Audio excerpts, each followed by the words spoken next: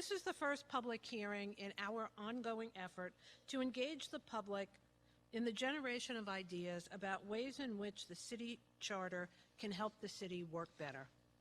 The commission was established by legislation adopted by the City Council and has appointment from each of the borough presidents, the public advocate, the controller, the City Council, and the mayor. By September of 2019, we will have shared with you a set of revisions to the charter which will be put before you, indeed, before the electorate on the ballot of November 2019. Russian-speaking Community Council, the organization that I represent here today, is a 501c3 citywide nonprofit organization that is organizing and advocating for about 200,000 immigrant New Yorkers from 15 former Soviet countries, with a special emphasis on refugees, asylum seekers, and growing number of political exiles from Russia and other authoritarian regimes.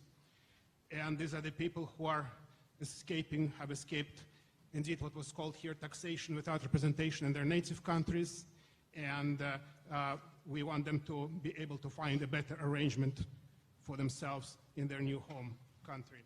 Well, there were a number of very important and good proposals here that I would support, but I will stay within the city charter itself and only address our proposals for one section, that is Chapter 1, Section 18, Office of Immigrant Affairs. Community organizer, as well as a teacher of English as a second language, and a proud New Yorker, originally from Ukraine.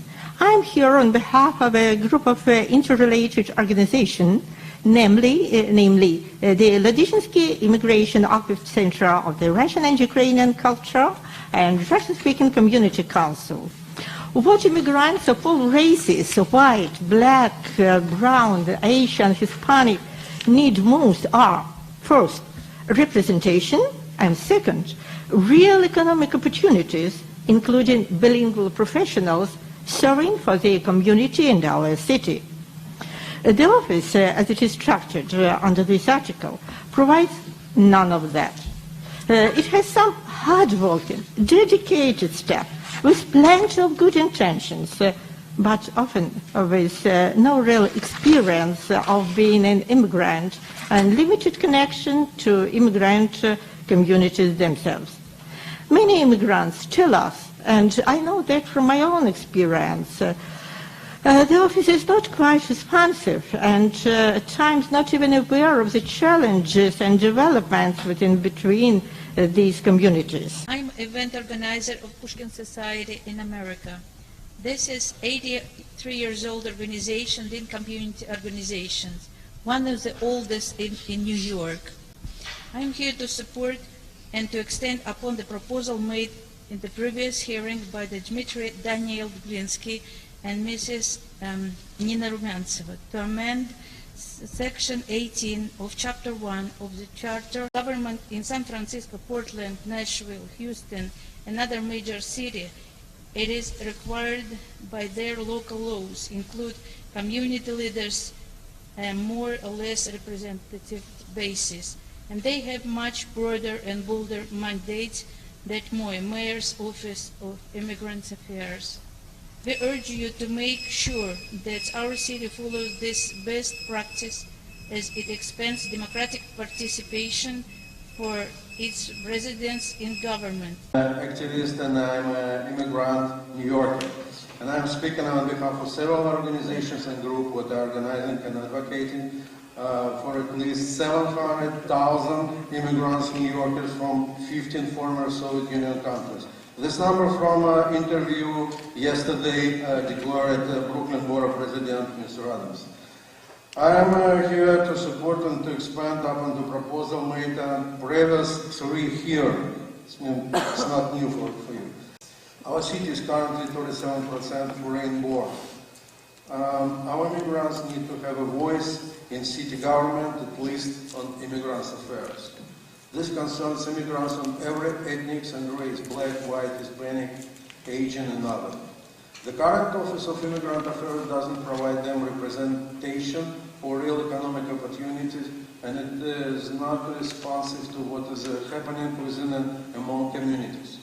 Immigrants, organizers, and leaders are excluded from participation in government. It is bad for our city. Many of them possess important information that city government needs. I'm a civic activist and immigrant New Yorker. I am speaking here to support proposal made on previous hearings, and not only from myself, but from behalf of the several organizations and groups that are organizing and advocating for at least 200,000 people from 15 former Soviet countries, according to the census. As an immigrant who escaped from a dictator regime in my own country, I want to focus my testimony on one of the most important elements of democracy, representation. Many of communities possess important information that city needs. For example, immigrants from Russia know quite a bit about some of the super rich associates of the Putin regime who have been spreading their influence in the city, buying up real estate, lending money, and trying to bribe some politicians as well. Our community and organization know and understand a lot about those people and can provide some insights and useful information to the city through such commission we propose. Such commission already exists in San Francisco, Portland, and Houston, and they include immigrants. For example, San Francisco has an immigrant rights commission which by law must ensure and provide that half of its members are immigrants. We urge you to make sure that our city follow this best practice.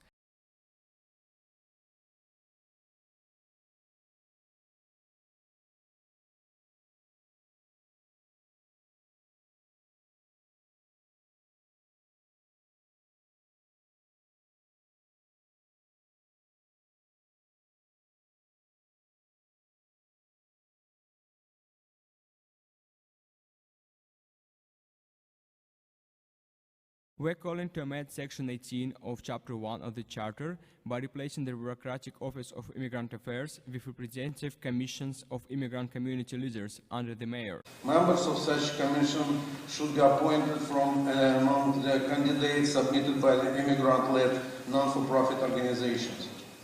Its composition should be approximately proportional to the size of major immigrant communities in the city, but no less than one for any community of 20,000 people.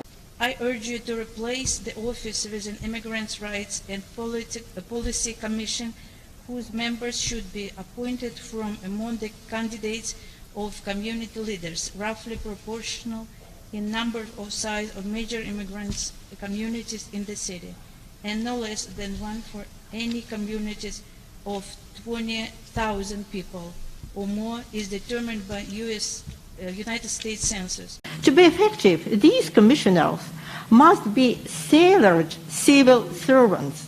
Also, they should have local offices in every borough, and these offices should be governed by their own immigrant leadership councils. We urge the Commission to follow these worthy examples and to scrap the Office of Immigrant Affairs in its present form. Instead, there should be an Immigrant Rights and Policy Commission, more along the lines of Human Rights Commission. Its members should be appointed from candidacies of established community leaders submitted by immigrant-led non-profit organizations. Its composition should be approximately proportional to the size of major immigrant communities in the city, but no less than one for any community of 20,000 people or more.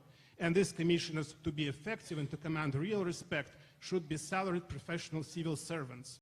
Thank you very much for speaking. We've had other representatives who, from other borough hearings that we've had, who have spoken about the same issue about the Office of Immigrant Affairs and particularly the proportionality. So that is something we'll be looking at